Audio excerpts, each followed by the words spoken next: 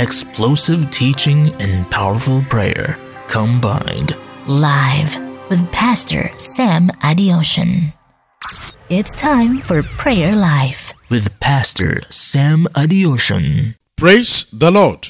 Hallelujah. Ẹ jẹ́ a gbàdúrà. Ọlọ́run wa àwa yìn orúkọ yín lọ́pọ̀lọpọ̀ fún oore ńlá tí ẹ ṣe nínú ayé wa. A dúpẹ́ lọ́wọ́ yín o nítorí pé bá a bá tún sádọ́dọ̀ yín ṣe lẹ̀ ń gbé wa, lẹ̀ ń ṣàánú wa, lẹ̀ sì ràn wá lọ́wọ́. Ní orúkọ Jésù Kristi, Olúwa ẹ gbà ọpẹ́ wa. Ọlọ́run àgbáńlá ayé lórúkọ Jésù Olúwa ẹ gbà ìyìn wa. Lẹ́ẹ̀kan sí lónìí àtúndé o. Ọlọ́run wa lórúkọ Jésù Kristi, Olúwa jẹ́ ká rí ọwọ́ yín.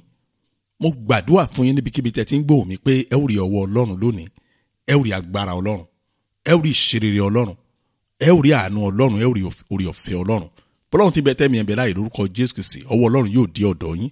Àti ẹ̀yin àti àwa a ó jọ yìn Ọlọ́run. Ní orúkọ Jésù Kristi, Olúwa wa. Àmín. Tọ́ ẹ̀yin ọmọ Ọlọ́run, a tún yìn Ọlọ́run lógo fún oore ọ̀fẹ́ míì tá a tún ní lónìí pé ká jọ gbàdúrà pọ̀.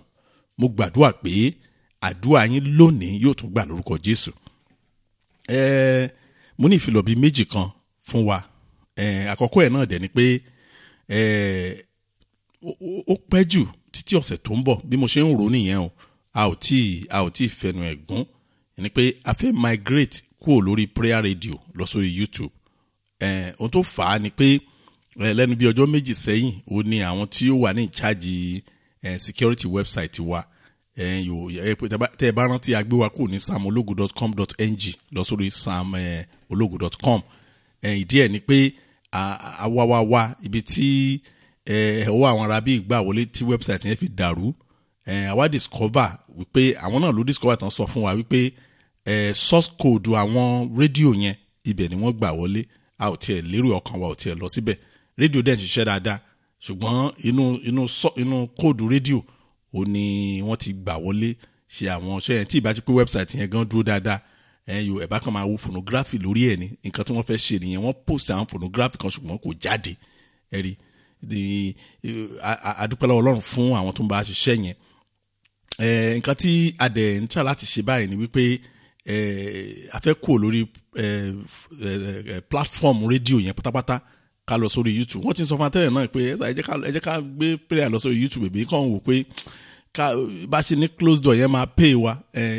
Tẹ́bádé wo prayer radio yẹn à ń san over 1,000 euro over 1,000 euro là ń san per annum fún prayer radio yẹn. So bí wọn ò ṣe wọ́n assure wa pé wọ́n ti ṣiṣẹ́ lé lórí kò ní ṣẹlẹ̀ ṣùgbọ́n nǹkan tí wọ́n dàrú lọ́dọ̀ wa pọ̀ gan kì í ṣe nǹkan kékeré. So àwa gan àti ìrí ṣe tán báyìí ní nǹkan tí wọ́n jẹ́ kan dàrú mọ́ wa lọ́wọ́.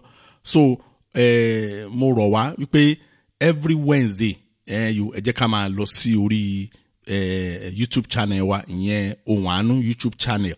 Ibẹ̀ ni kẹ́ jẹ́ ká máa lọ ẹ dákun because tá a bá mú kúrò torí nǹkan tí wọ́n advice tán fún wa nìyẹn pé ká máa lo any third party code lórí website wa. So àgbà tá a ní mú kúrò. So àti cancel subscription wa lánàá àti cancel subscription wa tá lọ́dọ̀ wọn. So tẹ́bákan rí wò báyìí ẹ kàn ń lò nítorí pé ìta ti sanwó ẹ̀ fún ọdún yìí òun lẹ̀ ń wò yẹn. So Ọlọ́run á ràn yín lọ́wọ́ ṣàbà bá bíà ẹ̀ nǹkan tó ṣàǹfààní pé wọn ò ṣàfẹ́ jẹ́ kí ó ti yé wa ẹ má jẹ́ ká sọ̀rọ̀ lọ́bẹ̀. Ìfilọ̀ kejì tí mo ní òun náà ni pé pẹ̀lú orí ọ̀fẹ́ Ọlọ́run Bible school a máa close ẹ̀. So àwọn tí wọ́n ti dé advanced stage ẹ̀ ti parí ẹ̀ a fẹ́ close ẹ̀ pátá.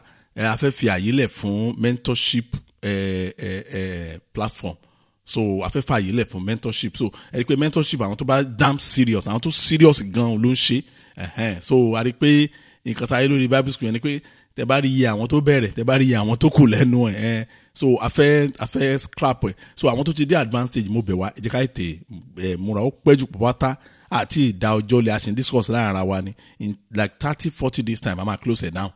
A lè fèsì ètí ó yẹ tó máa pé àwọn ènìyàn. Ẹ jẹ́ á wọnú àdúrà wa lọ. Jẹ́ àǹfààní orí ọ̀fẹ́ Ọlọ́run. Bí ẹ̀bẹ̀ ni àdúrà tó ní bí ẹ̀bẹ̀ ni jẹ́ ẹ dákun ẹ jẹ́ àǹfààní orí ọ̀fẹ́ Ọlọ́run.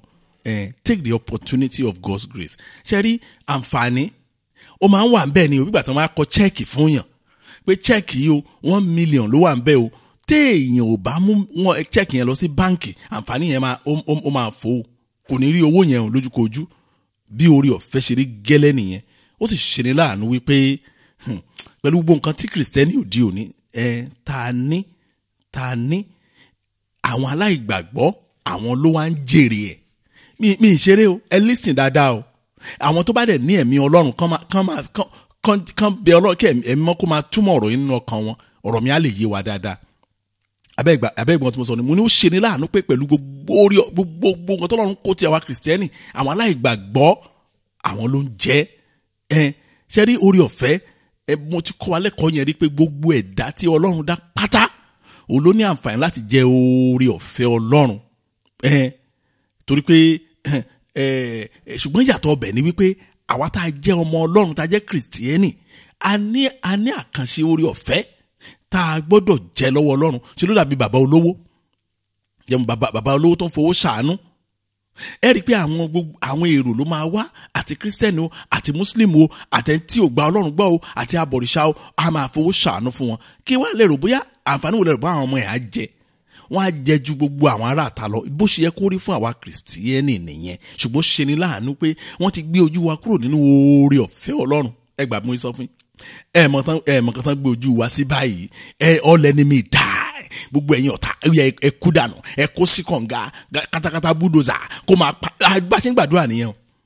Tá a bá gbà yẹn gbogbo àwọn orógo gbogbo àwọn tó gba ògo mi ẹ jùlẹ̀ ẹ gbélẹ̀ ògo mi gbóná jẹnjẹn àwọn àdúrà míì tún tá a tún gbọ́. Wọ́n ti gbójú wa kúrò nínú àwọn orí ọ̀fẹ́ tí ó yẹ ká máa jàǹfààní ẹ̀. Tá a bá tún gbà yẹn gbogbo ọ̀tá ilé gbogbo ọ̀tá òde ó yá ẹ kó sí yanrìn. Àdúrà tá a ń gbà nìyẹn o. Àwọn tí ò jẹ́ ń gbérí bá a ṣe ń gbàdúrà wa lọ nìyẹn. Ogun àtìléwá tó tẹ̀lé mi dé ìlú yìí abẹ́ ti gbàgbé bá a ṣe ń gbà nìyẹn. Oh my God, kíní yẹn dẹ̀ máa mi ò mọ bí mo ṣe lè ṣàlàyé ẹ̀ fún yín tó lè yé yín dáadáa. Ní nǹkan bí ọ̀sẹ̀ méjì a ní program ní ṣọ́ọ̀ṣì kan.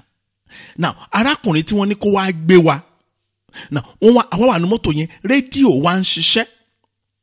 Nígbà tí rédíò yẹn ń ṣiṣẹ́ olórin kan wọ́n kàn bẹ̀rẹ̀ sí kọrin ni. Mo mọ̀ dáadáa pé fújì lórin yẹn ṣùgbọ́n mi mẹ́ni tó ń kọrin ó fújì lórin yẹn.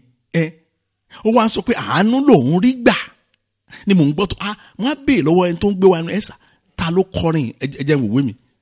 Wọ́n á ní Wàsíù Àyìndé orúkọ tó pè gangan nìyẹn ní Wàsíù Àyìndé ń bá kọ́lẹ̀ sórí fóònù mi Wàsíù Àyìndé. Mo fẹ́ lè máa sọkán ṣẹ́rí ṣe ti wá rí ìkùnà wa kìrìsìtẹ́nì bẹ́yẹn. Arákùnrin yẹn mùsùlùmí ni o. Mi ó yà mí lẹ́nu pé mùsùlùmí ń sọ pé àánú lòun rí gbà nígbà táwa kírísítẹ́nì tá à ń bind tá à ń tie down àárínà rí àwọn àǹfààní tó yẹ ká máa jẹ. Àdúrà wa nira burúkú bó ṣe rí nípa oore ọ̀fẹ́ náà nìyẹn. Oore ọ̀fẹ́ ṣá kìrìsìtẹ́nì ò dẹ̀ rí jẹ́. Wọ́n dé àdúrà àgbàkú àdúrà. Wọ́n ti gbowó lọ́wọ́ ẹlòmíì ẹ̀mí ẹ̀ ti fẹ́ bọ́. Ẹlòmíì gbogbo ìgbà tó ní agbára láti ṣiṣẹ́ orí olórí òun ló fi sìn in the name of pé ó ń wà nǹkan lọ́dọ̀ pastor. Ó mà ṣe o.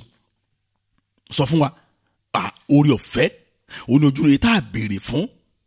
Ṣùgbọ́n àwọn oore ọ̀fẹ́ ti kìrìsìtẹ́nì yàtọ̀ ó tún jinlẹ̀ ju àwọn oore ọ̀fẹ́ general lọ. Ibi tá ti bẹ̀rẹ̀ àdúrà wa nìyẹn. Torí pé mo jẹ́ kí n sọ fún yín ibi tá ti bẹ̀rẹ̀ ni pé oore ọ̀fẹ́ òun ló lè gbà yàn là. Ephesians chapter 2 verse 8. Ephesians chapter 2 verse 8. Bíbélì sọ pé nítorí oore ọ̀fẹ́ ni a fi gbà yín là nípa ìgbàgbọ́. Èyí kì í ṣe nípa agbára ẹ̀yin fúnra yín, ẹ̀bùn Ọlọ́run ni. Oh my God. Oore ọ̀fẹ́ la fi gbà yín là. Kì í ṣe pé torí pé ẹ holy. Kì í ṣe pé torí pé ẹ mọ̀ ṣe. Kì í ṣe pé torí pé èmi kì í ṣe ẹlẹ́ṣẹ̀. Irọ́ o. Oore ọ̀fẹ́ òun ló mú ìgbàlà wá. Ṣé wá wo ìtumọ̀ ìgbàlà níbi ẹsẹ̀ tá a kà yẹn. Kì í ṣe pé a gbà wá là ní salvation nìkan o. Ìmúláadá ó túmọ̀ sí. Bíbọ́ kúrò lọ́wọ́ agbára òkùnkùn ó tún túmọ̀ sí ìṣeré inú ayé yìí nípa oore ọ̀fẹ́ yẹn òun la lè fi rí àwọn nǹkan báwọn yẹn. Jésù Olúwa ẹ fún mi lóore ọ̀fẹ́ ìgbàlà nínú gbogbo. Oore ọ̀fẹ́ ìgbàlà nínú gbogbo. Lord, give me the grace of salvation in all things. Oore ọ̀fẹ́ ìgbàlà. Tó bá jẹ́ pé lórí iṣẹ́ kí ní oore ọ̀fẹ́ ìgbàlà. Lórí àwọn ọmọ kí ní oore ọ̀fẹ́ ìgbàlà. lórí ìjáde àti ìwọlé ẹ rí i pé irú ẹni bẹ́ẹ̀ ìgbé ayé àárọ̀rùn á bọ́ lọ́wọ́ àdúrà àgbàkú Jésù Olúwa ẹ fún mi ní oore ọ̀fẹ́ ìgbàlà nínú gbogbo ẹ̀jẹ̀ àgbàdua ní orúkọ Jésù ní orúkọ Jésù Ọlọ́run ayérayé mo gbàdúrà Olúwa ẹ fún mi ní oore ọ̀fẹ́ ìgbàlà nínú gbogbo ẹ fún mi ní oore ọ̀fẹ́ ìgbàlà nínú gbogbo Olúwa ẹ gbà mí lọ́wọ́ kìràkìtà Olúwa ẹ gbà mí lọ́wọ́ káfà kómàtòrà Olúwa ẹ gbà mí lọ́wọ́ kùsẹ́ṣe lórúkọ Jésù oore ọ̀fẹ́ tó rí ṣe oore ọ̀fẹ́ tó tẹ̀síwájú oore ọ̀fẹ́ ìgbàlà Olúwa ẹ fún mi oore ọ̀fẹ́ ìgbàlà Olúwa ẹ fún mi oore ọ̀fẹ́ ìgbàlà gbọ́ àdúrà Jésù Kristi Olúwa wa. Kíni kan wà tí mò ń pè ní oore ọ̀fẹ́ tó ń dúró nínú oore ọ̀fẹ́ Ọlọ́run. Ọlọ́run mi o. Oore ọ̀fẹ́ ẹ gbọ́ dáadáa o. Oore ọ̀fẹ́ kan wà fún àwọn ọmọ Ọlọ́run. Tọ́lọ́run bá fún yẹn ní oore ọ̀fẹ́ yẹn, ó máa rọ̀ yẹn lọ́rùn láti dúró nínú oore ọ̀fẹ́ Ọlọ́run. Gbogbo ìran àbúrò gbogbo tó kún gbòòrò yìí. Èèyàn kan ti ẹ̀gbọ́n kan bú sẹ́rin ni. Màmá mo rí ìrántí yín pé àwọn ọmọ yín ẹ̀jẹ̀ èèyàn kan bú sẹ́rin pé ẹlẹ́rìí burúkú. Wòlíì mélòó lẹ bí ó dábẹ́ ọ̀rọ̀ tí mọ́mí yẹn sọ ó láwọn dáàdi yẹn wọ̀n káwọn ti yàtọ̀ ó ní ẹ̀jẹ̀ láàárọ̀ kùtùkùtù imagine kéèyàn pé ẹ̀dá Ọlọ́run bíi tiẹ̀ láàárọ̀ kùtùkùtù kó jẹ́ pé nǹkan tó wá ń rí sọ ni pé ẹ̀jẹ̀ lórí àwọn ọmọ ẹni tó pè yẹn ẹ ti mọ̀ pé àwọn èèyàn olórí burúkú gbáà ló pọ̀ jù láàrin wọn kì í ṣeré o wọ́n fẹ́ sọ ìyá yẹn dolórí burúkú again ni ẹ̀jẹ̀ wọn làwọn ni dáàdi ẹ pẹ̀lẹ́ ẹ ti bí tó mélòó báyìí sá wọ́n ní wọn tètè get wọ́n lọ́ọ́ ṣe márùn fún wọn Ọlọ́run ṣe márùn fún yín mọ́mí yẹn ni mo rí ẹ̀jẹ̀ lórí àwọn ọmọ yín pátápátá láti àkọ́bídé tó parí ẹ̀jẹ̀ làwọn márùn wa kí á ní bàbá yẹn pa fóònù rẹ̀ wọ́n làwọn ń ṣépè fún fóònù wọn ẹ má ṣépè fún fóònù yín ẹ̀rí imagine òótọ́ ni orí ọ̀fẹ́ ṣẹ́rí téèyàn bá ní orí ọ̀fẹ́ tó ń dúró ní orí ọ̀fẹ́ Ọlọ́run ayé máa dùn gbé ọkàn á balẹ̀ á máa bèrè pé ẹ ti bèrè wọ́n ti bèrè àmúyẹ àwọn ètò bèrè lọ́mọ bẹ́ẹ̀ pẹ́sà mi ò máa gbàwẹ̀ bíi ti tẹ́lẹ̀ mọ́ ayé mi máa dáa mi ò máa bèrè kan lọ́wọ́ Ọlọ́run kó tó ṣe léyìí ẹ̀rí 2 Corinthians chapter 12 verse 9 2 Corinthians chapter 12 verse 9 ẹ̀bùn sọ ni ó ní òun sì wí fún mi pé oore ọ̀fẹ́ mi tó fún ọ nítorí pé ó sọ agbára mi di pípé nínú àìlera nítorí náà tayọ̀tayọ̀ ni èmi ò kúkú máa fi ṣògo nínú àìlera mi kí agbára Kristi lè máa gbé nínú mi. Now tẹ́ ẹ bá wo bẹ̀yẹn bí tá a kà yẹn dáadáa ó jẹ́ kó ká realize pé bàbá tó ń sọ̀rọ̀ yẹn kì í ṣe pé kò ní ìṣòro tiẹ̀ o ṣùgbọ́n Ọlọ́run sọ fún pé fílẹ̀ bẹ́ẹ̀ orí ọ̀fẹ́ òun ó ti tó fún ẹ ó dẹ̀ ní tayọ̀tayọ̀ oh my God tayọ̀tayọ̀ ló kàn gbégbé ayé òun tí ẹ̀ rí yẹn rò mọ́ ìyẹn ò kì í ṣe tó gbé Ọlọ́run sọ pé kò ń fílẹ̀ bẹ́ẹ̀ ṣùgbọ́n láyé ìsìn kan ṣáwọn pásítọ̀ tẹ̀ ní kẹ́ ẹ fílẹ̀ bẹ́ẹ̀ ni láyé bọ́lọ́run ò ṣe èṣù á ṣe orin yẹn ló dẹ̀ wà lẹ́nu ọ̀pọ̀lọpọ̀ pásítọ̀ ẹ̀yà ní kọ́lọ́run kó ṣe ni o tí o bá ṣe máa jáde sórí ara mi wàlẹ́ o ó dẹ̀ tètè mo ti gbá nǹkan kan ti sọ mi rí bẹ́ẹ̀ yẹn mo ní ní mi ní àti lọ sọ fọlọ́run ẹ múra ẹ jáde sí gan ọ̀nà tẹ́ bá mọ̀ kẹ́ gbà ẹ̀yin lẹ́ mọ nǹkan tó ń bá yín kiri tẹ̀ ń sáká ẹ rí Jésù Olúwa ẹ fún mi lórí ọ̀fẹ́ tó ń dúró nínú oore ọ̀fẹ́ Ọlọ́run oh Lord give me the grace that stays within the grace of God ẹ wo tẹ́ ẹ bá ní oore ọ̀fẹ́ yẹn láti dúró ní oore ọ̀fẹ́ Ọlọ́run tí ò sí nǹkan tó ń lé yín kiri níwájú Ọlọ́run àti ènìyàn ẹ wo ayé yín wò ní nǹkan bí ọdún bíi 5 síbi tá a wà yìí ẹ ò ní gbàgbọ́ ibi tọ́lọ́run lè mú yín dé Jésù Olúwa ẹ fún mi lóore ọ̀fẹ́ tó ń dúró nínú oore ọ̀fẹ́ Ọlọ́run ẹ jẹ́ a gbàdúrà bẹ́ẹ̀ ní orúkọ Jésù Ọlọ́run ayérayé mo bẹ̀bẹ̀ oore ọ̀fẹ́ tó ń dúró nínú oore ọ̀fẹ́ Ọlọ́run Olúwa ẹ fi fún mi oore ọ̀fẹ́ tó ń dúró nínú oore ọ̀fẹ́ Ọlọ́run Olúwa ẹ fún àwọn ọmọ mi oore ọ̀fẹ́ tó ń dúró nínú oore ọ̀fẹ́ Ọlọ́run Olúwa ẹ fún ìdílé mi ẹ fún ọkọ mi ẹ fún aya bẹ́ẹ̀ ṣe máa gbà kárí nìyẹn oore ọ̀fẹ́ tó ń dúró nínú oore ọ̀fẹ́ Ọlọ́run Olúwa ẹ fún ìdílé mi oore ọ̀fẹ́ tó ń dúró nínú oore ọ̀fẹ́ Ọlọ́run Olúwa ẹ fún àwọn ọmọ mi oore ọ̀fẹ́ tó ń dúró nínú oore ọ̀fẹ́ Ọlọ́run Olúwa ẹ fi fún mi Olúwa ẹ ṣàánú gbọ́ àdúrà Jésù Kristi Olúwa wa ẹ wò bá a bá jẹ́ kí oore ọ̀fẹ́ tó ń dúró ní oore ọ̀fẹ́ Ọlọ́run kó fún wa gbọ́ bí tá a kà ń bẹ̀ yẹn ni ó ní nítorí náà nínú ẹsẹ̀ yẹn mo ti padà sínú ẹsẹ̀ yẹn o nítorí náà ọwọ́ ìparí ni mo kà yẹn o nítorí náà tayọ̀tayọ̀ ni èmi ó kúkú máa fi ṣògo nínú àìlera mi ibi tí mo lọ nìyẹn o kí agbára Kristi lè máa gbé inú mi mọye Kristẹni wọn ẹlòmíì kò tó sùn wọn á ti fẹ́ lù pa kó tó jí agídí láti pe Jésù gan wọn á ti ná ẹ̀jẹ̀ á ti kún ẹnu gbàtí kí ló fà agbára Jésù ṣe mọ́ má ṣe o ṣé rí tá a bá padà sínú bíbélì tá a bá jẹ́ tí ọ̀rọ̀ Ọlọ́run bá dẹ̀ yé wa mo fi dá yín lójú tá dá wípé n ò bí baba ńlá kú ẹ̀mí òkùnkùn kan dá kẹsùn kó wá sọ́dọ̀ yín kò ní ṣerú ẹ̀ mọ́. mo ń sọ má ṣe o ṣùgbọ́n láyé tá a wà yín kọ́ kò sí láì mọ́ láàrin òkùnkùn àti ìmọ́lẹ̀ kò sí láì mọ́ nígbà tó lórí tẹ̀ ti ń kọrin pé àbọ̀rú àbọ̀yé àbọ̀ ṣiṣẹ́ ó ti ń kọ́ nínú orin yẹn táwọn kìrìsìtẹ́nì dẹ́ndẹ́n dá sí tán ní ohun orí kan tó rọ́ǹgì bẹ́ẹ̀ pé èdè Yorùbá ni what èdè Yorùbá ni kíni ẹnìkan ló bá mi sọ̀rọ̀ yẹn ó lẹ́sà oníṣẹ́ bá olóhùn ti gbọ́ olórin yẹn ó ló sọ pé èdè Yorùbá ni olóhùn mo dẹ̀ reason pẹ̀lú ẹ̀ mo ní mo ló máa ṣe o ẹni ọ̀ expect pé mo lè sọ̀rọ̀ yẹn ó ní mo ló máa ṣe o ṣọ́ọ̀ṣì wo lẹ́ ń lọ sà ó dárúkọ ẹ̀ mo ní no wonder èdè Yorùbá ni mo ní ó dá tó bá di next Sunday tí pásítọ̀ yẹn bá sọ pé ní orúkọ Jésù ẹ sọ pé àṣẹ orí láìlẹ̀ Ọlọ́run jẹ́ kárí mu ní ṣe bẹ́ẹ̀ ní èdè Yorùbá kọ́ ni mo sọ yẹn ni ẹ wo Jésù Olúwa agbára Kristi mo fẹ́ kẹ́ tiẹ̀ paláṣẹ ni ẹ má gbàládùá ẹ sọ fún Ọlọ́run pé agbára Kristi ó wọ inú mi kí agbára òkùnkùn kó má bàa jọba lé mi lórí bá ṣe má gbàdúrà yẹn ni pé ní orúkọ Jésù agbára Kristi wọ inú mi lọ kí agbára òkùnkùn má bàa jọba lé mi lórí. Oh Lord, the power of Christ will rest on me so that the power of darkness will not rule over me. A sọ fún Ọlọ́run bẹ́ẹ̀ pé Olú ẹ ṣàánú fún ìdílé mi. Agbára Kristi ó wọlé mi wá. Agbára Kristi ó wọnú ayé àwọn ọmọ mi. Agbára Kristi ó wọnú ayé mi. Agbára Kristi ó ń bá ìdílé mi jọba. Kí agbára òkùnkùn má lè jọba lé wa lórí. Ẹ jẹ́ á gbàdúrà bẹ́ẹ̀ ní orúkọ Jésù, ní orúkọ Jésù. Mo paláṣẹ lọ́wọ́lọ́wọ́ báyìí pé ní orúkọ Jésù Kristi agbára Kristi ó wọnú ayé mi lọ. Agbára Kristi ó wọnú ìdílé mi wá. Agbára Kristi ó wọ ilé mi o. Kí agbára òkùnkùn má bàa jọba lé wa lórí. Kí agbára òkùnkùn má bàa nípa lórí wa. Agbára Kristi ó wọnú ayé mi. Agbára Kristi ó wọnú ayé mi. Kí agbára òkùnkùn kó lè dùn mí. Kí agbára òkùnkùn kó má rí ṣe nínú ayé wa. Olúwa ṣàánú, Olúwa ṣàánú. Gbọ́ àdúrà. Jésù Kristi Olúwa wa. Ẹ̀yin ọmọ Ọlọ́run. Mo ka ẹsẹ̀ Bíbélì kan láàárọ̀ yìí mo dẹ̀ dúró lọ. Mo dúró. Ṣé ó dàbí kéèyàn kan freeze. Mo wá ń yiri ẹsẹ̀ yẹn wò nínú ọpọlọ mo ní what? Ẹsẹ̀ wà ń bẹ̀ tẹ́lẹ̀. Ó kàn tan iná ọ̀tọ̀ sí mi lójú pé that passage was too much for me.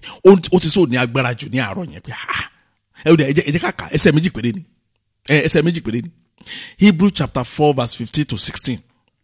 Hebrew chapter 4 verse 15 to 16. Bẹ́ẹ̀ sọ pé nítorí a kò ní olórí àlùfáà tí kò lè ṣàìbánikẹ́dùn nínú àìlera wa. Bí kí n kàbẹ̀ lóyìnbó ẹ̀yin alákọ̀wé kẹ́ lè gbọ́. Ó sọ pé for we do not have a high priest who cannot sympathize with our weakness. Àní ẹ̀sìn mi wọ́n ní olórí wọn tí ò la wàhálà ìdààmú ẹkún kọjá wà dáadáa. Ṣùgbọ́n àwa ọmọ Ọlọ́run a ò ní olórí àlùfáà tí ò lè bá wa kẹ́dùn kò possible torí pé òun náà la àwọn ìṣòro tá a ní lórí òun náà ti là kọjá dáadáa. Èwo ni Jésù là kọjá níbẹ̀. Bíbélì tẹ̀síwájú ní ẹni tí a ti dánwò lọ́nà gbogbo gẹ́gẹ́ bí àwa ṣùgbọ́n òun kò dẹ́ṣẹ̀. Ọ̀rọ̀ Jésù náà sọmọ ẹ̀ wọ́n ní a ti dán wò nígbà tó wà láyé gẹ́gẹ́ bí àwa ènìyàn ṣùgbọ́n kò dẹ́ṣẹ̀. Kò sí nǹkan tí wọ́n sọ tán. Verse 16 ó ní nítorí náà ẹ jẹ́ kí a wá sí ibi ìtẹ́ oore ọ̀fẹ́ pẹ̀lú ìgboyà kí a lè rí àánú gbà kí a sì rí oore ọ̀fẹ́ láti máa rìn lọ́wọ́ ní àkókò tí ó wọ̀. Mi mọ̀ bóyá ọ̀rọ̀ yẹn bóyá ó yé yín bó ṣe yé mi dáadáa mi ò mọ̀. Ẹ wo tẹ́ ẹ bá lè dùn láti dé ibi ìtẹ́ àánú Ọlọ́run. Oh God, ẹ rí oore ọ̀fẹ́ àkànṣe gbà ní ọwọ́ Ọlọ́run ibi tí ẹsẹ̀ ń sọ fún wa nìyẹn. Torí pé kò sí nǹkan tẹ́ ń là kọjá tí Jésù ti là kọjá, kò sí nǹkan tẹ́ fẹ́ sọ tí Jésù tí ò ti rí times 20 ẹ̀. Nígbà tó àfi tẹ́ ẹ̀ bá mọ ìtàn Jésù ló kù. Ẹ rí a ò bí sí ìdílé olówó tó máa sọ nípa ibi àti àìní wọ́n experience ẹ̀ dáadáa. Àti àwọn nǹkan bẹ́ẹ̀ lọ.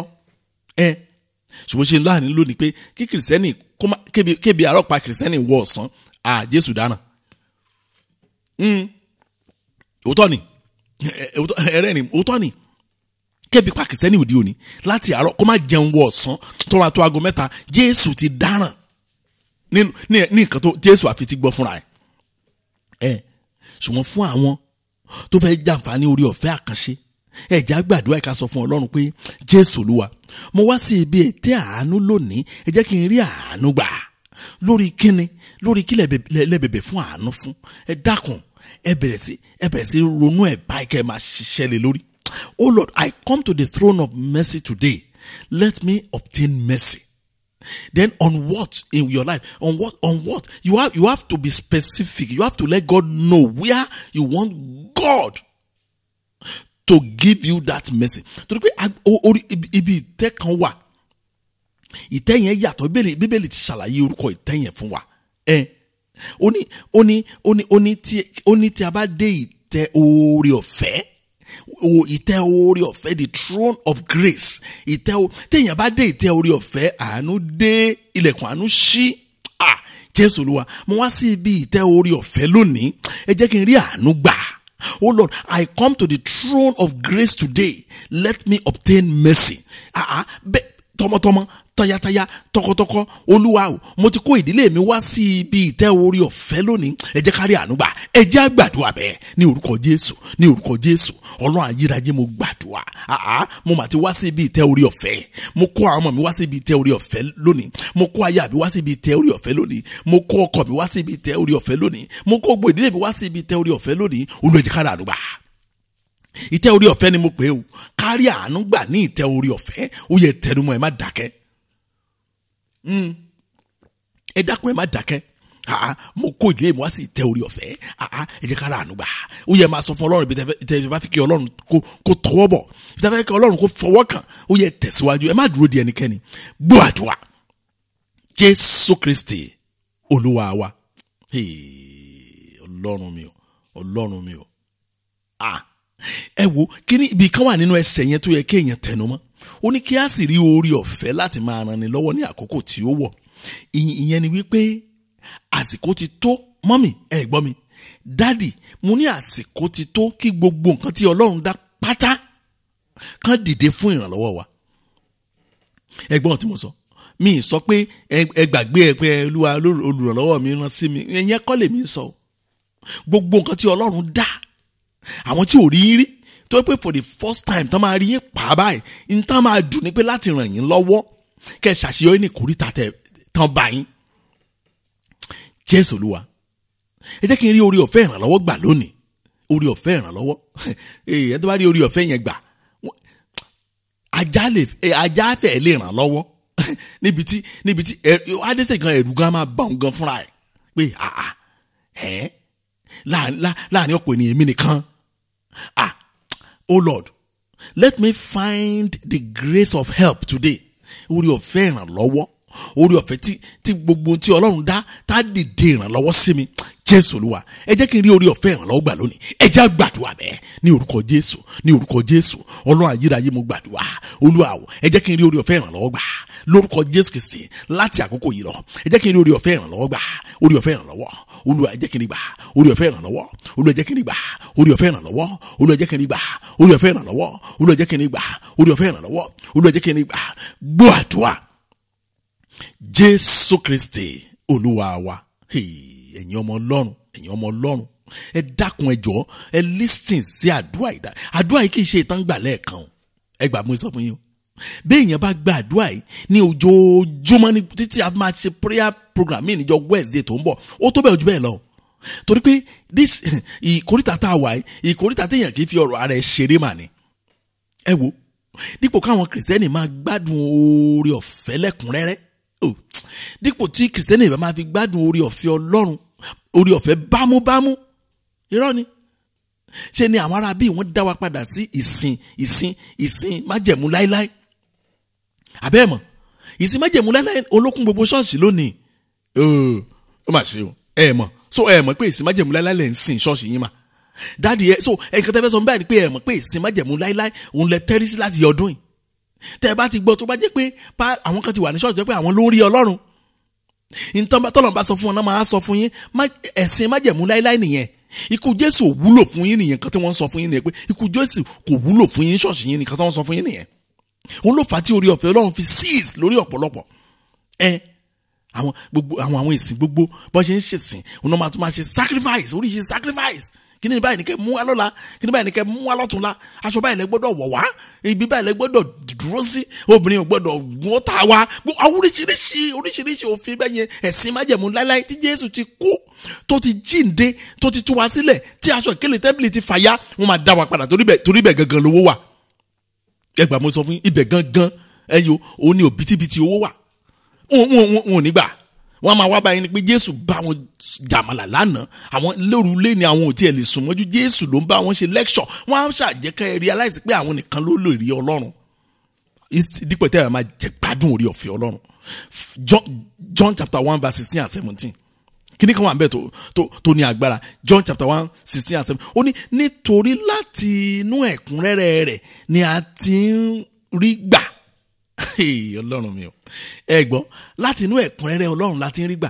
kì í ṣe ààbọ̀ ẹ̀ kì í ṣe 60% ẹ̀ kì í ṣe 70% ẹ̀ so nígbà tí ẹ bá dẹ̀ ní ẹ̀kúnrẹ́rẹ́ orí ọ̀fẹ́ Ọlọ́run báwo lẹ ṣe fẹ́ rí gbà pẹ̀lú adúrú owó tẹ̀ ná sí ṣọ́ọ̀ṣì báyìí pẹ̀lú adúrú táìmù tẹ̀ fílẹ̀ láti lọ jọ́sìn pẹ̀lú ijó tẹ̀ ijó lè ní tẹ̀ ẹ̀ bá ní ẹ̀kúnrẹ́rẹ́ orí ọ̀fẹ́ báwo lẹ ṣe máa rí gbà bẹ́ẹ̀ Bíbélì sọ fún wa pé nítorí nínú ẹ̀kúnrẹ́rẹ́ rẹ̀ ni a ti ń rí gbà orí ọ̀fẹ́ kún orí ọ̀fẹ́ ibẹ̀ lẹ ti máa rí kì í ṣe nínú ijó òfégè kì í ṣe nínú ìran àgàmú rárá kì í ṣe nínú Olúwa wípé nínú ẹ̀kúnrẹ́rẹ́ orí ọ̀fẹ́ Ọlọ́run lẹ máa ti rí gbà Bíbélì sọ bẹ́ẹ̀ kí ni verse 17 sọ ó ní nítorí pé nípasẹ̀ Mósè ni a ti ń fi òfin fúnni ṣùgbọ́n òun ìyẹn ni pé nípasẹ̀ Jésù oore ọ̀fẹ́ àti òtítọ́ láti ipasẹ̀ Jésù Kristi Olúwa wa ṣe ti rí bẹ́yìn ṣùgbọ́n wọn ò ní gbà wọ́n á dá yín padà sínú Old Testament religion yẹn ni inú ẹ̀ gangan yẹn pé ẹ̀sìn májẹ̀mú láíláí bẹ́ẹ̀ ṣe rí inú májẹ̀mú láíláí yẹn wòlíì kìnnì kan ọlọ́ba wòlíì kan sọ̀rọ̀ oríkọ́lọ́ sọ fún àwọn ọmọ Ísírẹ́lì pé ìyẹn gangan náà máa kùtù fún yín wọ́n á ti gbàgbé ikú àti àjíǹde Jésù àti báwọn ṣe wá ń ṣèsìn lẹ́yìn ikú àti àjíǹde yẹn rọ o ẹ̀rí Jésù Olúwa ẹ fún mi ní ẹ̀kúnrẹ́rẹ́ orí ọ̀fẹ́ yín kí n lè rí orí ọ̀fẹ́ kún orí ọ̀fẹ́ oh my God tọ́lọ́n bá fún wa ní ẹ̀kúnrẹ́rẹ́ orí ọ̀fẹ́ rẹ̀ a ó rí orí ọ̀fẹ́ kún orí ọ̀fẹ́ o in excess mo sọ fún wa mo ní tí Ọlọ́run bá gbèsè ẹ̀dẹ́ ẹ̀rù á bà wá gan fúnra wa pé ó dàbí dáàdì yẹn wọ́n lè kíkà mo dẹ̀ ń wẹ̀ ní balùwẹ̀ wọ́n láwọn ní mírọ̀ ní balùwẹ̀ wọ́n ní wọ́n dẹ̀ ń wo ara wọn pé àbẹ́mi kọ́ yìí ni wọ́n ní tẹ́lẹ̀ ìgbàgbọ́ wọn ni pé ayé ń ṣe wọ́n torí pé kò sí kún wọlé tán kúnlẹ̀ síwájú ẹ̀ tí ò ní sọ wípé dádì ó yẹ kẹ́ ti ní mọ́tò mẹ́wàá ó yẹ kẹ́ ti di bábà ó yẹ kẹ́ ti di bábà ṣùgbọ́n ẹ lè di bábà tẹ́ bá jí ká máa gbàdúrà fún yín ẹ mú wá wọn ní pẹ̀lú gbogbo ẹ̀ náà kò fún wọn lè ní káwọn lọ gbà wẹ̀ 40 days ò fún ṣùgbọ́n ní ìsìn láì wí nǹkankan àwọn kan tẹ̀lé àwọn àṣẹ Ọlọ́run bọ́lá ń ṣe tó àwọn bẹ́ẹ̀ sí tẹ̀lé bọ́lá ń ṣe tó ọ̀nà dẹ̀ bẹ̀ sí ṣí àwọn awòrán wọn pé ìgbà wo làwọn bá òtítọ́ pàdé táyé wọn rí báyìí kálá àwọn mọ̀ ohun kan tó ń sọ fún mi lọ́jọ́ yẹn nìyẹn Jésù Olúwa ẹ̀yin olóyìnbó ẹ má bínú oh Lord give me abundance of your grace so I can receive grace upon grace Jésù Olúwa ẹ fún mi ní ẹ̀kúnrẹ́rẹ́ orí ọ̀fẹ́ yín kí n lè rí orí ọ̀fẹ́ kún orí ọ̀fẹ́ ẹ jẹ́ á gbàdúrà bẹ́ẹ̀ ní orúkọ Jésù Ọlọ́run ayérayé mo gbàdúrà ẹ̀kúnrẹ́rẹ́ orí ọ̀fẹ́ Olúwa ẹ fi fún mi lónìí ẹ̀kúnrẹ́rẹ́ orí ọ̀fẹ́ Olúwa ẹ fún mi lónìí kí n lè rí orí ọ̀fẹ́ kún orí ọ̀fẹ́ kí n lè jẹ̀gbádùn orí ọ̀fẹ́ kún orí ọ̀fẹ́ ní orúkọ Jésù Kristi Olúwa ẹ ṣàánú fún mi lónìí mo fẹ́ sìn yín kí orí ọ̀fẹ́ mi lè kún kó lè di ẹ̀kúnrẹ́rẹ́ orí ọ̀fẹ́ kí n lè máa jẹ̀gbádùn orí ọ̀fẹ́ lọ Olúwa ẹ ṣàánú fún mi tilétilé o ẹ ṣàánú fún mi tẹbítara gbọ́ àdúrà Jésù Kristi Olúwa wa nínú Bíbélì àpọ́sítélì Paul bàbá yẹn wà níwájú àwọn kan tí Bíbélì sọ pé Jerusalem Council mọ àwọn Jerusalem Council wọ́n dàbí àwọn ẹgbẹ́ CAN tàbí àwọn ẹgbẹ́ PFN ní wa òde òní ibi tí àwọn àgbààgbà wòlíì wà ibi tí àwọn bíṣọ̀bù ńláńlá tán jókòó sí ibi tí àwọn jíò ńláńlá tí wọ́n fàgà ńláńlá jókòó wọ́n wá mú Paul wá wọ́n arrest ẹ̀ wá bá wọn ó wá sọ kinní kan fún wọn fún àwọn wọ̀nyẹn ohun tí Paul sọ fún àwọn Jerusalem Council nígbà yẹn ó ń ṣẹlẹ̀ dòní the same attitude náà sì ń lò dòní bẹ́ẹ̀ ni mo sọ fún yín Acts chapter 15 verse 10 and 11 Acts chapter 15 verse 10 and 11 gbọ́n kan tó sọ ni ó ní ǹjẹ́ nítorí náà èé ṣe tí ẹ̀yin ó fi dán Ọlọ́run wò láti fi àjàgà bọ àwọn ọmọ lẹ́yìn lọ́rùn èyí tí àwọn bàbá wa àti àwa kò lè rù. Ó ń béèrè lọ́wọ́ wọn. Ó ní now therefore why do you test God by putting a yoke on the neck of the disciples which neither our fathers nor we were able to bear? Kí ló dé? Ó béèrè lọ́wọ́ wọn ni wọ́n arrest ẹ̀ wá ni o wọ́n ní kó wá plead bọ́n ṣe máa tó bá plead dáadáa wọ́n á fi ilẹ̀ lọ́rùn ó wá inú bí lọ́jọ́ yẹn ó ní kí ló dé ẹ̀yin pásítọ̀ wọ̀nyí, kí ló dé ẹ̀yin wòlíì wọ̀nyí, kí ló dé ẹ̀yin jíò wọ̀nyí, bíṣọ̀bù wọ̀nyí tó jẹ́ pé àjàgàlẹ̀ wá fi kọ́ àwọn èèyàn lọ́rùn tó jẹ́ pé àtàwọn àti bàbá ńlá wọn agbára wọn ò gbé láti rù. Tẹ́bàdọ̀ kìrìsìtẹ́nì lónìí àjàgà àwọn mélòó ló ń sin Ọlọ́run nínú òmìnira, àwọn mélòó bọ́n gbàdúrà tán bí wọn nìkan náwó sókè wọn nìkan so ẹnujọ́ mẹ́ta ẹni mọ̀mọ́ yẹn tó àyè mi ò mi mọ̀ pé ìyá yẹn lè dìdàkudà láyé bẹ́ẹ̀ ni mo sọ fún yín mi ò gbàgbọ́ láyé torí pé mo pẹ́ ní Àkúrẹ́ mo dẹ̀ kọ́ ìyá yẹn ẹni tó bá lè jẹ́ kó gbọ́ ọ̀rọ̀ mi mo kọ́ bọ́n ṣe ń play keyboard níwájú Ọlọ́run àti èèyàn bẹ́ẹ̀ ni mo sọ fún yín keyboard ẹ̀ mọ́ keyboard dùrù ó mọ̀ play wọ́n wá sọ̀rọ̀ mi for some time láti wá kọ́ kìnìyẹn mi mọ̀ láyé tí wọ́n lè dàkudà bẹ́ẹ̀ yẹn wọ́n ní káwọn èèyàn kan so owó ńlá káwọn ọmọ wọn kán lè jẹ́ virgin tán máa fi marry. What does that even mean? Kí nìyẹn túmọ̀ sí? So àwọn ọmọ tó bá ti lose virginity wọn báyìí táwọn tóbi wọn bá ti wá so virginity àwa padà wá látòkè wá. What kind of Christianity is this? Irú ẹ̀sìn burúkú wo leléyìí tí wọ́n ti sọ́dà yìí? Paul ń sọ fún wọn. Ó ní nítorí náà èyí ṣe tí ẹ̀yin ó fi dán Ọlọ́run wò láti fi àjàgà bọ àwọn ọmọ lẹ́yìn Ọlọ́run èyí tí àwọn baba ńlá wa tí àwa tá a lè rù. Kí ló dé?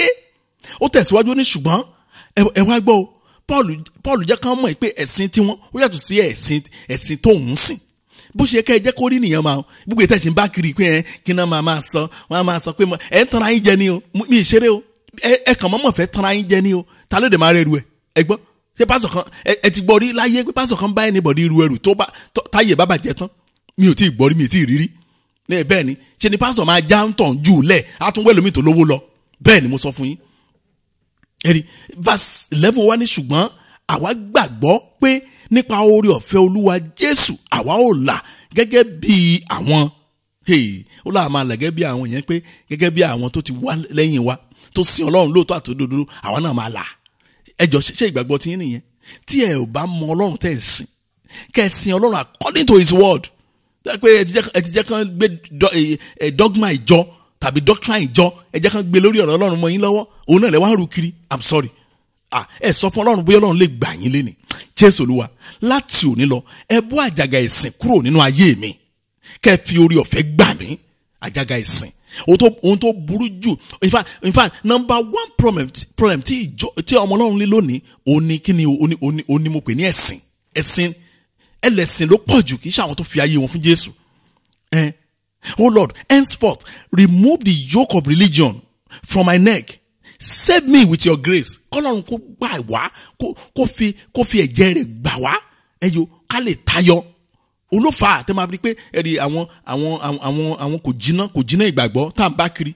Olófà ẹ̀rí àwọn ọ̀dọ́ wa ni.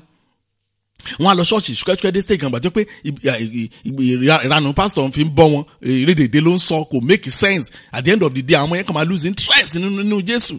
Ẹgbọ́ tẹ́ ẹ bá gbé ọmọ yín lọ síbi tí ò gbádùn tó bá lose interest nínú Jésù pásítọ̀ kankan pásítọ̀ ó máa blame yín gan pẹ̀lú ni alẹ́ ẹ̀ méjì dànù kó nu ṣọ́ọ̀ṣì yẹn bẹ́ẹ̀ ni èyàn ló dẹ̀ máa dá jìyà ẹ̀ mo gbàdúrà ẹ̀ ní jìyà lórúkọ Jésù Kristi. Jésù Olúwa láti òní lọ ẹ bọ́ àjàgà ẹ̀ṣẹ̀ kúrò nínú ayé mi ẹ fi orí ọ̀fẹ́ gbà mí pátápátá Olúwa ẹ fi ìran ńlá hàn mí kẹ́ ẹ fi orí ọ̀fẹ́ gbà mí ẹ jẹ́ gbàdúrà bẹ́ẹ̀ ní orúkọ Jésù Ọlọ́run ayérayé ò mú gbàdúrà gbogbo àjàgà ẹ̀ṣẹ̀ Olúwa ẹ bọ́ kúrò nínú ayé mi gbogbo àjàgà ẹ̀ṣẹ̀ Olúwa ẹ bọ́ kúrò nínú ayé mi gbogbo àjàgà ẹ̀ṣẹ̀ Olúwa ẹ fi orí ọ̀fẹ́ gbà mí ẹ fi oore ọ̀fẹ́ gbà mí, ẹ fi gbà àwọn ọmọ mi. Gbogbo àjàgà ẹ̀ṣẹ̀ Olúwa ẹ bọ́ kó lọ́rùn àwọn ọmọ mi. Lórúkọ Jésù ẹ fi oore ọ̀fẹ́ gbà wọ́n, ẹ fi oore ọ̀fẹ́ gbà wọ́n. Lórúkọ Jésù Kristi Olúwa ẹ ṣàánú fún wa. Ká lè bọ́ pátápátá, ká lè bọ́ lọ́wọ́ gbogbo ìdè ayé, ìdè òkùnkùn, ìdè ẹ̀ṣẹ̀. Lórúkọ Jésù Olúwa ẹ fi oore ọ̀fẹ́ gbà wá. Olúwa ẹ fi oore ọ̀fẹ́ gbà wá. Gbọ́ àdúrà.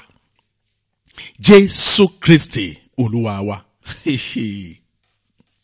Oh God. Kíni kan ṣẹlẹ̀ ní nǹkan bí ọ̀sẹ̀ méjì sẹ́yìn.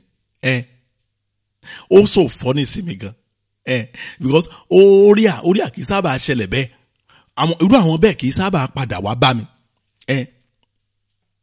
Mo ní ọ̀rẹ́ kan tẹ́lẹ̀ ní nǹkan bí ọdún 5 sẹ́yìn. Ní nǹkan bí ọdún 5 sẹ́yìn. 2018. Ní ìṣẹ̀lẹ̀ yẹn ṣẹlẹ̀. Ọdún yẹn náà lèmi àti ọ̀rẹ́ mi yẹn ta pínyà. Àjọ ń sọ̀rọ̀ ni a dẹ̀ bẹ̀rẹ̀ with friendly discussion la fi bẹ̀rẹ̀, ṣùgbọ́n àjàtúká ló parí ẹ̀. Ohun tó ṣẹlẹ̀ ni wípé ìgbàgbọ́ ti ọ̀rẹ́ mi yẹn ni wípé mi ò preach ẹ̀kọ́ tó tọ́. Ẹ̀kọ́ tiẹ̀ ni wípé káwọn ọ̀tá máa kú. Ó dúró lórí ìgbàgbọ́ wòlíì Èlíjà pé ẹni tó bá ṣáàtì bó wọn á gẹ̀gàn fún dànù, òun á bá tiẹ̀ jẹ́, àdúrà ló máa fi sọ àwọn èèyàn lórí burúkú nìkan.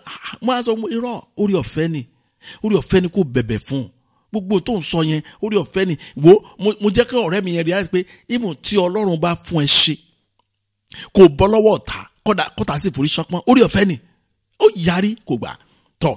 Mo rántí mo á sọ̀rọ̀ kan lọ́dún yẹn lọ́hùn. Bébè mi dẹ̀ ṣe ń kúrò ní ilé ẹ̀ ni mo wà, so ó lẹ́nu láti ágì pẹ̀lú mi. Mo jẹ́ kó lẹ́nu, mo sọ pé láyé àbádà mi ní ya bí mọ́, mi ì dẹ̀ ṣe bẹ́ẹ̀ náà. Now ní nǹkan bíi 2 weeks ago a tún wá connect padà. Ohun tí pásítọ̀ yẹn wá ń sọ fún mi ni wípé ǹjẹ́ mo rántí ọ̀rọ̀ tí mo sọ ní 2018 fóun. Ó máa hard díẹ̀. Mo ní ó dàbí pé mo rántí but mi ò lè rántí mo yẹ sọ gangan. Olúwa rán mi létí. Ó ní orí tí àwọn ni mo jókòó sí tí mo fi sọ wípé ìwọ ṣáà máa bind kó máa kill kó máa pálàṣẹ bó ṣe ń pálàṣẹ yẹn lọ.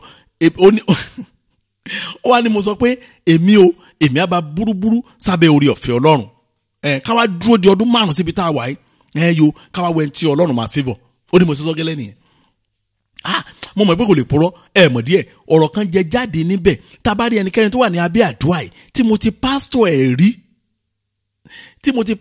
rí tí kìí ṣe ní Masigate nínú ìjọ míì, á mọ̀ pé bí mo ṣe máa ń sọ gẹ́lẹ́ nìyẹn wípé tí n bá wàásù sí ẹ tó bá lò gbà, mo gbà ẹ́ lámọ̀ràn tí n bá lò gbà, ó yá máa lọ ọ̀nà tiẹ̀ kébì náà máa lọ ọ̀nà tèmi. In 5 years later àjọ pàdé. Mo rántí bó ṣe dákọ̀ 5 years yẹn mo ní òótọ́ ni mo gbọ́dọ̀ sọ bẹ́ẹ̀.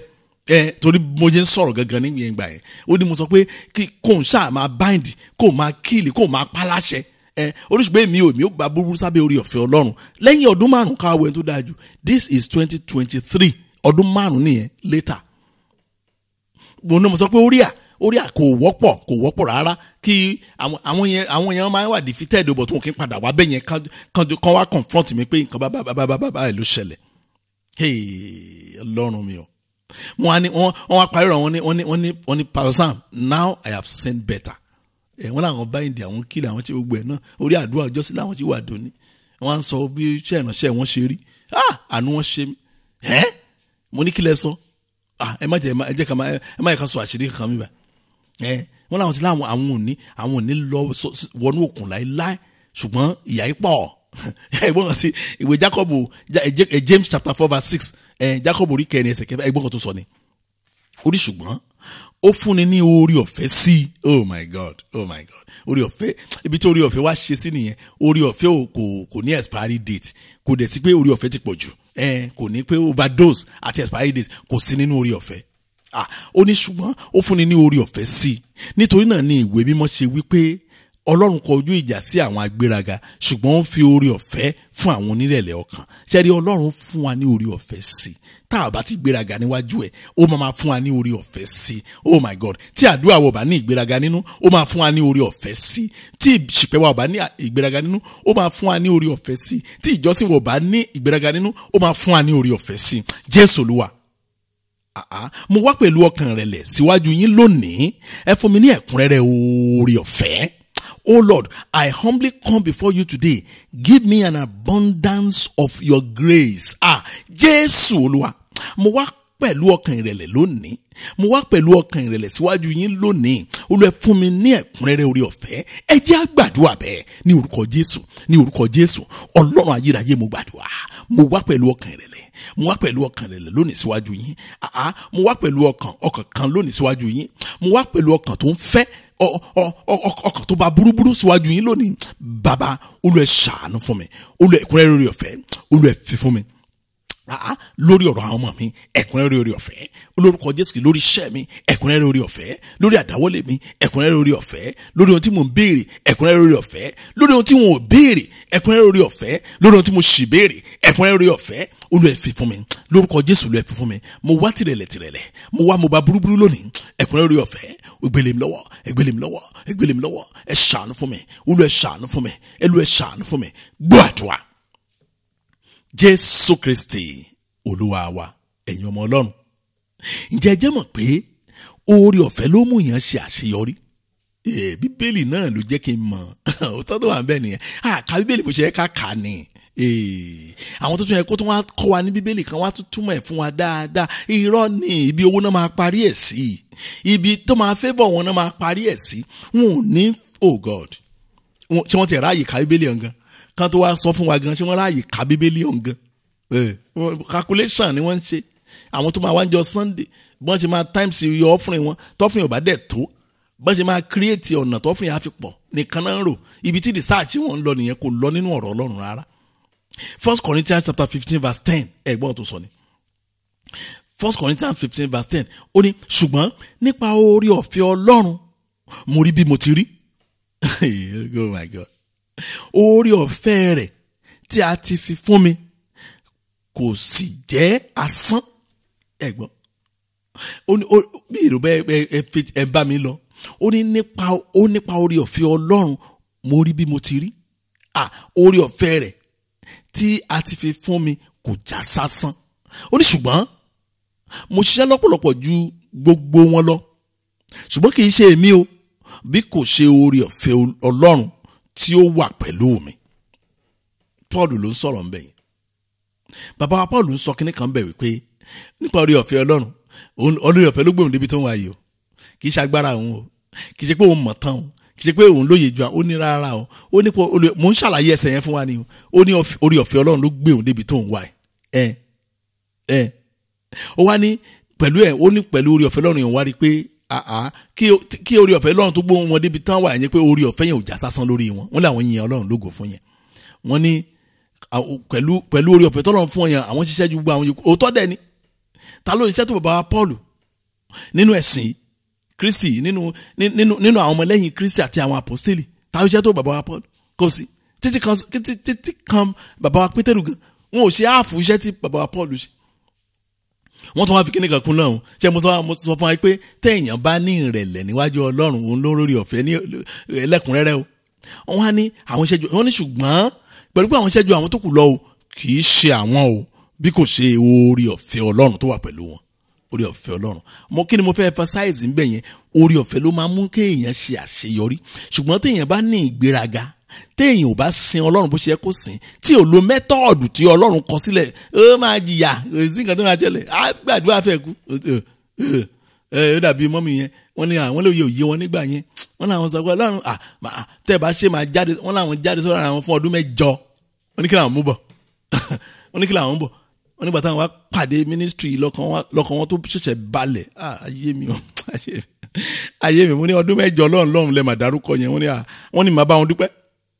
Mo ní wọ́n ní mi máa bá wọn dúpẹ́. Ọpẹ́ yẹn ló yẹ kọ́kọ́ máa bá wọn dùn kí n fi gbogbo yẹn lẹ̀ pé àìmọye àwọn èèyàn tó yẹ pé wọ́n ṣáko lọ wọn ò dẹ̀ rọ́nà dùn ní nǹkan. Mo ní òótọ́ ni.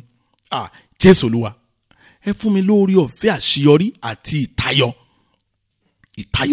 láàrin ọ̀rẹ́, ìtayọ nínú ẹbí, ìtayọ níbi iṣẹ́, ìtayọ nílé ìwé. Orí ọ̀fẹ́ ni o, àṣeyọrí àti ìtayọ. Oh Lord, give me the grace of success and excellence. Orí ọ̀fẹ́ àṣeyọrí àti ìtayọ. Ẹ wo, mo sọ fún wa pé àdúrà kì í ṣe nǹkan tẹ́ ẹ máa gbà lọ́jọ́ kan. Tó wá pé èmi ni yín ni lójoojúmọ́ nínú ọ̀sẹ̀ yìí, kò yẹ kéèyàn má repeat àdúrà yìí. ẹ gbà mo sọ fún yín ẹ wá àyè ṣe kẹ́ ẹ wo nǹkan tí Ọlọ́run àràtọ́lọ́run máa fi ayé yín dá sí rere. Jésù Olúwa ẹ fún mi lórí ọ̀fẹ́ àṣeyọrí àti títayọ. Ẹ jẹ́ á gbàdúrà bẹ́ẹ̀ lórúkọ Jésù, ní orúkọ Jésù. Orí ọ̀fẹ́ àṣeyọrí, orí ọ̀fẹ́ títayọ, Olúwa fi lé mi lọ́wọ́. Orí ọ̀fẹ́ àṣeyọrí, orí ọ̀fẹ́ títayọ, Olúwa fi lé mi lọ́wọ́. Orí ọ̀fẹ́ àṣeyọrí, orí ọ̀fẹ́ títayọ, Olúwa èmi nìkan kọ́ o, àtèmi àtàwọn ọmọ. Orí ọ̀fẹ́ àṣeyọrí, orí ọ̀fẹ́ títayọ, Olúwa fi fún àwọn ọmọ mi. Orí ọ̀fẹ́ àṣeyọrí, orí ọ̀fẹ́ títayọ, Olúwa fi fún àwọn ọmọ mi. Ìdílé mi dọwọ́ yín. Orí ọ̀fẹ́ àṣeyọrí, orí ọ̀fẹ́ títayọ, Olúwa ẹ gbìn sínú ìdílé mi. Lápapọ̀ ìdílé mi orí ọ̀fẹ́ àṣeyọrí àti tayọ, Olúwa fi fún wa, Olúwa fi fún wa, Olúwa fi fún wa, Olúwa fi fún wa, Olúwa fi fún wa, Olúwa fi fún wa. Gbọ́ àdúrà Jésù Kristi Olúwa wa. Ẹ̀yin ọmọ Ọlọ́run àsìkò tá a wà yìí àwọn ṣe rí wave, wọ́n pè é kan ní wave. Àwọn tó ti lọ sí etí òkun rí náà máa mọ̀ kan tán pè ní wave tó ń bọ̀ lọ́wọ́lọ́wọ́ báyìí. Èyí kí n lo èdè tó lè yé wa. Òjò tó ní agbára tó fẹ́ rọ̀ lọ́wọ́lọ́wọ́ báyìí ó ní òjò testimony. Ẹ̀dẹ̀ máa rí ti ń ṣe o, ẹ máa wò ó. Mo sọ fún yín mà, bẹ́ẹ̀ ni mo sọ lórúkọ Jésù. Dádì tó wáyé pé olóòótọ́ orúkọ Jésù tá à ń sọ fún yín ní gbangba yìí, òun náà la jókòó tì ní kọ̀rọ̀ tá a fi ohunkóhun mọ́. Àsìkò tẹ́ wà ní àsìkò testimony ńlá tí ó jẹ́ pé ẹ̀ní lè dákẹ́, ẹ máa fẹ́ bòkù ní ṣe bò mọ́, ẹ̀ní gbà. Bẹ́ẹ̀ ni mo sọ fún yín. Titus chapter 2 verse 11. Titus chapter 2 verse 11. Bíbélì sọ pé nítorí oore ọ̀fẹ́ Ọlọ́run tó mú ìgbàlà wá ti fi ara hàn fún gbogbo ènìyàn. Ṣé rí bẹ́yẹn? Ìdí tí mo fi sọ̀rọ̀ yẹn nìyẹn o. Wípé òjò ńlá kan máa rọ̀ báyìí. Testimony ńlá ló máa mú wá fún àwọn ènìyàn.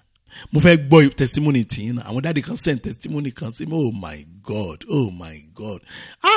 Mo sọ máa ń sọ fún ẹ wọ́n ní lọ ṣe báyìí tó bá yí mọ́ tó bá parọ́ báyìí tó bá lù síbi lù sọ́hun òun náà máa fi ń ṣe. Wọ́n ní láyé àwọn ò ní ṣe pásítọ̀ àmúṣe ẹran tipẹ́ tí kọ́ alẹ́ kọ́ yẹn bí ká bàbá wọn lu jìbìtì ẹ̀. Wọ́n ní nǹkan táwọn wọn ló wá easily better deal ní ìrọ̀rùn tó ní agbára. Wọ́n ní àṣebọ́lọ̀ ṣe ń dáhùn àdúrà ni. Bẹ́ẹ̀ ni bọ́lọ̀ ṣe ń dáhùn àdúrà nìyẹn gẹ́lẹ́. Ẹ̀rí ó sọ̀rọ̀ yẹn nítorí oore ọ̀fẹ́ Ọlọ́run tó mú ìgbàlà wá ti fi ara hàn fún gbogbo ènìyàn. Yóò sì fara hàn fẹ́yìn náà lónìí lórúkọ Jésù. Mo ti sọ. Now a wá gbàdúrà pé Jésù Olúwa ẹ jẹ́ kí n rí ìfarahàn oore ọ̀fẹ́ yín nínú ayé mi. Ẹ̀rí lójúkojú. Ẹ jẹ́ kí n rí ìfarahàn oore ọ̀fẹ́ yín nínú ayé mi lójúkojú. Physically kì í ṣe kó bóyá spiritually kì í ṣe kó bóyá kó ṣẹlẹ̀ níbi kan náà lójúkojú. Kíní kan gbọ́dọ̀ ṣẹlẹ̀, àwọn kíní kan gbọ́dọ̀ ṣẹlẹ̀ léraléra tó máa fi hàn lójúkojú pé this is the grace of God. Òun ló máa mélé wa. Oh Lord, let me physically see the manifestation of your grace in my life. Lójúkojú. Ẹ jẹ́ kí n rí ìfarahàn oore ọ̀fẹ́ yín nínú ayé mi lójúkojú. Ẹ jẹ́ kí n rí ìfarahàn oore ọ̀fẹ́ nínú ayé àwọn ọmọ mi lójúkojú. Ẹ wo mọ́mì gbogbo ẹ̀yin ìyá lábẹ́ àdúrà yìí tẹ ní challenges lórí ọmọ ní orúkọ Jésù Kristi ẹ ó rí ìfarahàn oore ọ̀fẹ́ Ọlọ́run lójúkojú lórí àwọn ọmọ yẹn. Ẹ̀yin ká máa ṣe ṣé bọ́lá ṣe ń transform ayé èèyàn rẹ̀ sí rere. Jésù Olúwa ẹ jẹ́ kí n rí ìfarahàn oore ọ̀fẹ́ yín nínú ayé mi lójúkojú. Ẹ jẹ́ á gbàdúrà ní orúkọ Jésù, ní orúkọ Jésù. Ọlọ́run ayérayé mo gbàdúrà. Ẹ jẹ́ kí n rí ìfarahàn oore ọ̀fẹ́ yín nínú ayé mi lójúkojú. Ìfarahàn oore ọ̀fẹ́ yín nínú ayé àwọn ọmọ mi. Olúwa ẹ jẹ́ kí n rí lójúkojú. Ìfarahàn oore ọ̀fẹ́ nínú ìdílé mi. Ẹ jẹ́ kí n lójúkojú. Ìfarahàn oore ọ̀fẹ́ nínú iṣẹ́ mi. Olúwa ẹ kí n lójúkojú. Olúwa ìfarahàn yín nínú ayé mi. Ẹ jẹ́ kí n rí. Ẹ jẹ́ kí n rí. Kí n rí ìfarahàn nínú ayé mi. Olúwa ẹ ṣàánú fún mi. Ẹ kí n rí ìfarahàn nínú ayé mi. Olúwa ẹ ṣàánú fún mi. Ẹ jẹ́ kí n rí ìfarahàn nínú ayé mi. Olúwa ẹ ṣàánú fún mi. Ẹ jẹ́ kí n rí ìfarahàn nínú ayé mi. Olúwa ẹ ṣàánú fún mi. Ìfarahàn nínú ayé mi lójúkojú. Ìfarahàn nínú ayé mi lójúkojú. Olúwa ẹ jẹ́ kí n rí. Ẹ jẹ́ kí n rí. Ẹ jẹ́ kí n rí o. Ẹ jẹ́ kí n rí. Ẹ ṣàánú fún mi. Ní orúkọ Jésù ẹ ṣàánú fún mi. Ẹ jẹ́ kí n rí ìfarahàn nínú ayé mi lójúkojú. Gbọ́ àdúrà Jésù Kristi Olúwa wa. Wọ́n ṣẹ́wọ́ sí mi pé àsìkò ti lọ. Jẹ́ ká lọ gbàdúrà àánú wa. Àdúrà àánú wa jẹ́ ká lọ gbà. Bí la ti ń gbàdúrà la ti ń béèrè lọ́wọ́ Ọlọ́run tá a fẹ́. Ṣé mọ̀ pé àsìkò oore ọ̀fẹ́ Ọlọ́run la wà yìí. Òjò oore ọ̀fẹ́ Ọlọ́run ń rọ̀ lọ́wọ́ báyìí. Mo fẹ́ kẹ́ lo opportunity yẹn láti gbàdúrà àgbáyọrí. Mo fẹ́ kẹ́ lo opportunity láti gbàdúrà èyí tó mú ẹ̀rí wá. Bá ṣe ń gbà nìyẹn o. ní abáṣe mi parí àdúrà wa nìyẹn ìyàtọ̀ bẹ̀ ní pé ẹ kàn máa change posture yín ni tó wá pé ẹ nàró látàárọ̀ ẹ kàn mo sọ fún yín tó bá ti bí àdúrà àánú mi ń kúnlẹ̀ gbà ní tèmi ẹ̀yin yo torí pé mi kì í kúnlẹ̀ gbà àdúrà most of the time mo like láti máa yẹn lọ́rin bọ̀ ó máa easy fún mi láti gbàdúrà bẹ́ẹ̀ yẹn ṣùgbọ́n bá ti di àdúrà àánú orí ìkúnlẹ̀ ni mo wà ẹ change posture tó wá pé ẹ̀yin kúnlẹ̀ látàárọ̀ ni ẹ dìde fú tàbí kẹ́ jókòó tó wá pé ẹ̀yin látàárọ̀ ni ẹ dọ̀bálẹ̀ ẹ yo tàbí kẹ́ jókòó ẹ ṣáà change posture yín ẹ má dáwọ́ dúró ẹ má gbàdúrà lọ ẹ má dáwọ́ dúró ẹ má dánu dúró náà o ẹ má sọ fún Ọlọ́run tẹ́ fẹ́ gangan ẹ gbà tọkàntọkàn ẹ gbà tìṣìpẹ̀ ẹ gbà láì dúró di ẹnikẹ́ni ẹ gbà láì wo àyíká yín Ọlọ́run á dáhùn torí pé àwa náà ti bẹ Ọlọ́run pé Olúwa nínú àdúrà tòní ẹ jẹ́ kí oore ọ̀fẹ́ yín tún fara hàn oore ọ̀fẹ́ Ọlọ́run fẹ́ ṣẹlẹ̀ ó fẹ́ fara hàn báyọ̀ ẹ̀yìn ìṣẹ̀lẹ̀ ńlá fẹ́ ṣẹlẹ̀ sí inú ayé yín o ó yẹ ẹ máa gbà kò ní fún Ọlọ́run lókè ọ̀run gbọ́ àdúrà ní orúkọ Jésù Kristi Olúwa wa ẹ jẹ́ á gbàdúrà Ọlọ́run wa yìn orúkọ yín lọ́pọ̀lọpọ̀ fún oore ọ̀fẹ́ ńlá ìtẹ́ fún wa lónìí oore ọ̀fẹ́ ńlá tún ni o oore ọ̀fẹ́ mi là tún jẹ yẹn ní orúkọ Jésù Kristi oore ọ̀fẹ́ Ọlọ́run yóò bá yín gbé ní orúkọ Jésù Kristi oore ọ̀fẹ́ Ọlọ́run yóò tọ̀nà yín ní orúkọ Jésù Kristi oore ọ̀fẹ́ Ọlọ́run yóò fún yín ní ìsinmi lórí ọmọ yóò fún yín ní ìsinmi o lórí iṣẹ́ yín yóò fún yín ní ìsinmi o lórí ọ̀rọ̀ ayé yín yóò fún yín ní ìsinmi o oore ọ̀fẹ́ Ọlọ́run yóò fún yín ní ọ̀nà àbáyọ oore ọ̀fẹ́ Ọlọ́run yóò gbé yín sókè oore ọ̀fẹ́ Ọlọ́run yóò fi ọ̀nà ńlá hàn yín mo ní oore ọ̀fẹ́ Ọlọ́run yóò mú yín já sí gbangba oore ọ̀fẹ́ Ọlọ́run lórúkọ Jésù gbogbo ohun tó nira oore ọ̀fẹ́ Ọlọ́run yóò mú kó rọ̀ ní orúkọ Jésù Kristi oore ọ̀fẹ́ Ọlọ́run yóò mú yín ṣe àṣeyọrí oore ọ̀fẹ́ Ọlọ́run yóò mú yín tayọ bọ́lọ̀ tí bẹ́tẹ̀ mi ẹ̀ bẹ̀ láyà àdúrà tí ẹ gbà lónìí lórúkọ Jésù Kristi oore ọ̀fẹ́ Ọlọ́run yóò dùn ògo Ọlọ́run yóò farahàn agbára wà láàyè rẹ̀ yóò ṣiṣẹ́ gbọ́ àdúrà ní orúkọ Jésù Kristi Olúwa wa àmín jẹ́ kí ló fẹ́ Jésù Kristi Olúwa wa ìfẹ́ mọ́ ti Ọlọ́run dàpọ̀ tiẹ̀ mọ́ kó máa bá wa lọ kọ́lọ́run kó ṣàánú wa mo ní ẹ ti rí àánú gbà ná ògo ní fọ́lọ́run lókè ọ̀run ní orúkọ Jésù Kristi Olúwa wa àmín. Praise the Lord. Hallelujah. Thank you and God bless you.